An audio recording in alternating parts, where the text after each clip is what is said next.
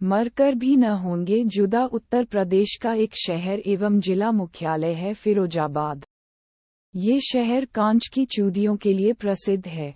इसी जिले के थाना बसई मोहम्मदपुर के गांव आलमपुर कनेटा में राजवीर सिंह लोधी अपने परिवार के साथ रहता था। उसकी पत्नी की करीब 3 साल पहले मौत हो गई थी। राजवीर की गांव में आटा चक्की थी। उसके 2 बेटे बलजीत व जितेंद्र के अलावा 2 बेटियां राधा, ललिता उर्फ लता थीं। वह एक बेटे और एक बेटी की शादी कर चुका था। छोटा बेटा जितेंद्र पिता के साथ चक्की के काम में हाथ बटाता था, जबकि ललिता उर्फ लता गांव के ही स्कूल में पढ़ रही थी। इसी गांव में रामवीर सिंह लोधी भी अपने परिवार के साथ रहता था। वह निजी तौर पर पशुओं का इलाज करने का काम करता था। उसके 4 बेटों में अनिल कुमार सबसे छोटा था। वह बीएससी कर चुका था और नौकरी की तलाश में था। अनिल का बड़ा भाई जितेंद्र दिल्ली के एक होटल में नौकरी करता था। ललिता 11वीं कक्षा में पढ़ती थी। जब वह स्कूल जाती तो रास्ते में अक्सर उसे गांव का युवक अनिल मिल जाता था। वह उसे चाहत भरी नजरों से देखता था। उसकी उम्र करीब 20 साल थी। लता ने भी उन्हीं दिनों जवानी की दहलीज पर कदम रखा था। अनिल लता की जाति का ही था। लता को भी अनिल अच्छा लगता था। उसका झुकाव भी अनिल की तरफ होने लगा। दोनों ही एक दूसरे को देखकर मुस्कुरा देते थे। दोनों के बीच ये सिलसिला काफी दिनों तक चलता रहा। दोनों एक दूसरे से प्यार का इजहार करने में सकुचा रहे थे, क्योंकि उनका ये पहला प्यार था। आखिर एक दिन अनिल ने हिम्मत करके लता से पूछ ही लिया, लता, तुम्हारी पढ़ाई कैसी चल रही है? लता को तो जैसे इसी पल का ही इंतजार था। उसने मुस्कुराते हुए कहा, मेरी पढ़ाई तो ठीक चल रही है, पर तुम कैसे हो? मैं अच्छा हूँ, अनिल ने जवाब दिया।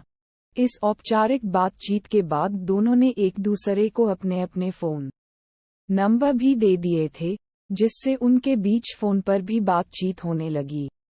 रही बात मिलने की, तो लता के स्कूल जाते आते समय अनिल पहुंच जाता था, जिससे वे एक दूसरे से मिल लेते थे। धीरे धीरे उनका प्यार परवान चढ़ने लगा। कभी कभी लता सहेली के पास जाने की बात कहकर घर से निकल जाती और अनिल से एक निश्चित जगह पर मिल लेती थी। उनके प्रेम संबंध यहाँ तक पहुँच गए थे कि दोनों ने शादी करने का फैसला कर लिया था। उस समय अनिल बेरोजगार था।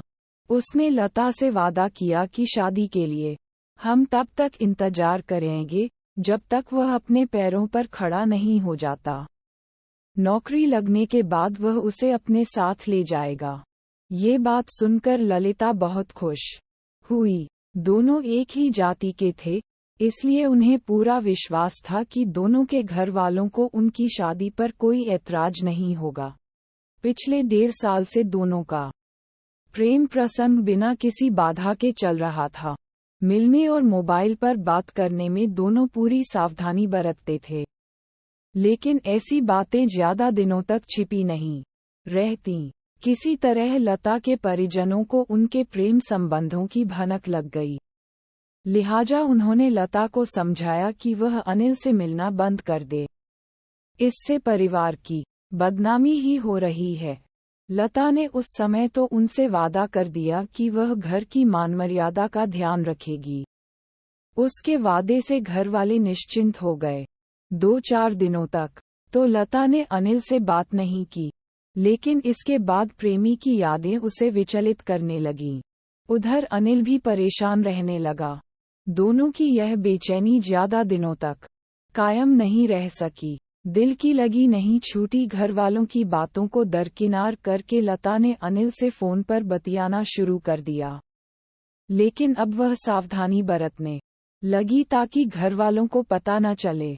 लेकिन एक बार लता की मां ने रात में उसे मोबाइल पर बात करते देख लिया। उसने यह बात पति राजवीर को बताई। उसने जब लता का मोबाइल चेक किया तो पता चला कि वह अनिल से ही बात कर रही थी। ये जानकर राजवीर का खून खौल उठा। उसने लता को बहुत लताड़ा और उस पर पहरा लगा दिया। इतना ही नहीं, राजवीर ने इसकी शिकायत अनिल के पिता रामवीर सिंह से भी कर दी। रामवीर ने भी अनिल को बहुत डांटा। अब दोनों पर ही पाबंदियां लग गई थीं, जिससे वे बेचैन रहने लगे। लता का फोन भी उसके घर वालों ने अपने पास रख लिया था। लता किसी भी तरह अनिल से बात करना चाहती थी। एक दिन लता को यह मौका मिल गया। घर पर उसकी सहेली मिलने आई थी। लता ने उसके मोबाइल फोन से अनिल से बात की और कहा कि ये दूरियां अब उससे सही नहीं जा रही हैं। तब अनिल ने उसे समझाते हुए कहा, लता, कुछ दिनों के लिए मैं भाई के पास दिल्ली जा रहा हूँ। जब मामला ठंडा पड़ जाएगा तो मैं गांव आ जाऊंगा। लता को भी अनिल की बात सही लगी और उसने न चाहते हुए भी दिल पर पत्थर रखकर उसे दिल्ली जाने की इजाजत दे दी। अनिल अपने भाई जितेंद्र के पास दिल्ली पहुंच गया। जितेंद्र ने अनिल की नौकरी एक निजी अस्पताल में लगवा दी। दिल्ली जाकर अनिल के नौकरी करने की जानकारी लता के पिता राजवीर को हुई तो उसने राहत की सांस ली। उसने निर्णय लिया कि मौका अच्छा है, क्यों न लता के हाथ पीले कर दिए जाएं। लिहाजा आनन फानन में उसने लता के लिए लड़का तलाशना शुरू कर दिया गया। ये तलाश जल्द ही पूरी हो गई। एटा जिले के जलेसर नगर में सुनील नाम का लड़का पसंद कर लिया गया। शादी की बात भी पक्की कर दी गई। दोनों पक्षों ने इसी साल नवंबर महीने में देवउठान के पर्व पर शादी करने की बात तय कर ली। लता को जब अपनी शादी तय होने की बात पता चली तो उसकी नींद उड़ गई, क्योंकि वह तो अनिल की दुल्हन बनने का सपना संजोए बैठी थी। लता ने अपनी शादी का विरोध किया, लेकिन घर वालों के आगे उसकी एक नहीं चली। अनिल भी उस समय दिल्ली में था। लता ने उसे फोन करके अपनी शादी तय होने की बात बता दी। ये बात सुनकर वह भी परेशान हो गया। उसकी समझ में नहीं आ रहा था कि ऐसी स्थिति में क्या करे। जुलाई के पहले सप्ताह में गोद भराई की रस्म संपन्न हो गई। लता गोद भराई के दिन चाहकर भी किसी से कुछ नहीं कह सकी। वह उदास थी, उसका दिल रो रहा था। वह अनिल से मिलने के लिए तड़प रही थी। 15 अगस्त को रक्षाबंधन था। लता को पता था कि रक्षाबंधन पर अनिल गांव जरूर आएगा। उसने सोचा तभी अनिल से मिलकर अपने मन की बात कहेगी। इतना ही नहीं, लता ने निर्णय ले लिया था कि अनिल के गांव आने पर वह अपने घर वालों की मर्जी के खिलाफ अनिल के साथ शादी कर लेगी, चाहे इसके लिए उसे अपना घर छोड़कर भागना ही क्यों न पड़े। प्रेमी के लिए तड़प रही थी लता, लेकिन लता के अरमानों पर उस समय बिजली गिर गई जब रक्षाबंधन के दिन भी अनिल गांव नहीं आया। इससे वह बहुत निराश हुई। घर वालों ने लता को उसका मोबाइल फोन लौटा दिया था। लता ने अनिल को फोन किया तो उसने बताया कि छुट्टी नहीं मिलने की वजह से वह इस बार घर नहीं आ सका, लेकिन अगले महीने गांव जरूर आएगा। लता को अब तसल्ली नहीं हो रही थी। उसके घर वालों ने शादी की खरीदारी शुरू कर दी थी। उसे अपने ही घर में एक एक दिन काटना बड़ा मुश्किल हो रहा था। सारी रात वह बिस्तर पर करवटें बदलती रहती। उसने एक दिन रात में ही निर्णय लिया, जिसकी भनक उसने अपने परिजनों को नहीं लगने दी। 16-17 अगस्त 2019 की रात को जब लता के घर वाले सोए हुए थे, सुबह 4 बजे वह घर से गायब हो गई। परिजन जब सोकर उठे तो ललिता घर में दिखाई नहीं दी। उन्होंने सोचा कि वह मंदिर गई होगी। जब काफी देर तक वह वापस नहीं आई तो उसकी तलाश की गई। उसका मोबाइल भी बंद था। बदनामी के डर से इसकी सूचना पुलिस को भी नहीं दी गई। सुबह के समय गांव के कुछ लोगों ने ललिता को बाइक पर किसी युवक के साथ जाते देखा था। ये जानकारी राजवीर सिंह को मिली तो उसने बदनामी की वजह से यह बात भी पुलिस तक को बताना ठीक नहीं समझा। राजवीर व उसके परिवार वालों को शक था कि ललिता अनिल के पास दिल्ली चली गई होगी। राजवीर ने रामवीर से दिल्ली में रह रहे उसके बेटे अनिल का मोबाइल नंबर लेकर उससे बात की। अनिल ने बताया कि लता उसके पास नहीं आई है। इसके बाद घर वाले लगातार लता के मोबाइल पर फोन करते रहे, लेकिन उसका फोन बंद मिला। 17 अगस्त की दोपहर में राजवीर ने जब लता को फोन मिलाया तो उससे बात हो गई। 19 अगस्त 2019 की सुबह थाना मटसेना के आकलपुर गांव की कुछ महिलाएं जंगल की तरफ गईं तो उन्होंने गांव के बाहर बेर की बगिया में एक पेड़ से फंदों पर 2 शव लटके देखे। इनमें एक शव युवक का था और दूसरा युवती का। ये देखकर महिलाएं भागकर घर आईं और यह बात लोगों को बता दी। इसके बाद तो आकलपुर गांव में कोहराम मच गया। जिसने सुना वही बगिया की ओर दौड़ पड़ा। सूरज की पौ फटते फटते वहां सैकड़ों की भीड़ जुट गई। गांव के लोगों ने पेड़ पर शव लटके देख पुलिस को सूचना दे दी। सूचना मिलते ही थाना प्रभारी मोहम्मद उमर फारूक पुलिस टीम के साथ मौके वारदात पर पहुंच गए। पुलिस ने फोटो खींचने के बाद दोनों शव नीचे उतरवाए। उनकी तलाशी ली तो दोनों के पास आधार कार्ड मिले। पुलिस को पता चला कि मृतक युवक आलमपुर कनेटा निवासी रामवीर का 20 वर्षीय बेटा अनिल कुमार था, जबकि मृतका उसी गांव के रहने वाले राजवीर की बेटी ललिता उर्फ लता थी। थाना प्रभारी ने घटना की जानकारी अपने आला अधिकारियों के साथ ही युवक युवती के घर वालों को भी दे दी। सूचना मिलते ही दोनों परिवारों में कोहराम मच गया। आकलपुर गांव आलमपुर गांव की सीमा से सटा हुआ था, इसलिए घर वाले रोते बिलखते वहां पहुंच गए। इसी दौरान सीओ सदर बलदेव सिंह खनेड़ा व एसपी ग्रामीण राजेश कुमार सिंह भी घटनास्थल पर पहुंच गए।